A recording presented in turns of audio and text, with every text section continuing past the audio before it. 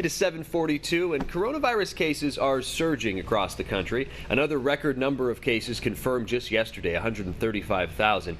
We're also in the middle of a transition between presidents. So what will change under a new White House leadership?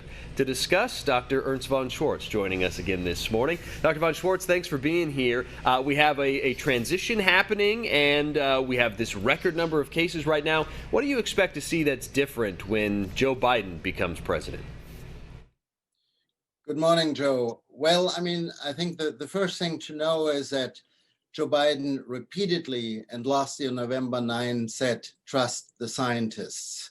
And that's something we as healthcare providers, of course, want to hear because the health policy advisors and the physicians and the nurses on the forefront of treating patients with COVID-19 are the ones who have the experience. The researchers have the data.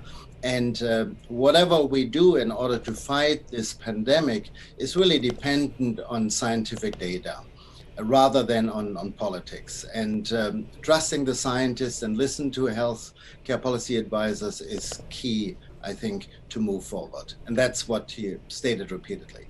And we see these number of cases that are spiking right now, 135,000 just announced yesterday. Where are we in the pandemic right now? Probably at its worst, I think, because as you mentioned, we had the highest number. Last Friday, I think, was the first day that the US had more than 100,000 cases recorded.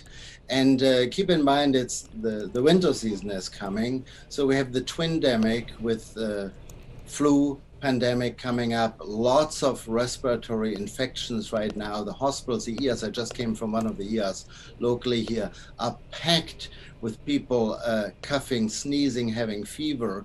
So the accumulation of different upper respiratory tract infections plus the risk of contracting COVID makes it much worse. Hospitals are scared with regard to their ICU bed capacities. They're filling up quickly already, and we all expect the worst to come within the next 2-3 months. And we did get some news on a vaccine on Monday.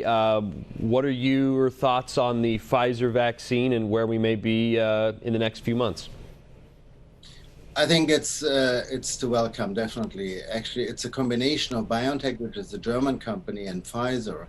And keep in mind, they have tested more than 43,000 people in 6 countries so far and found a very high efficacy and effectiveness of the virus with very little side effects. So we are eagerly awaiting the release. Obviously, Pfizer has applied for an emergency use authorization by the FDA, and we all expect that we will be available to get the vaccine probably in January, maybe even before that.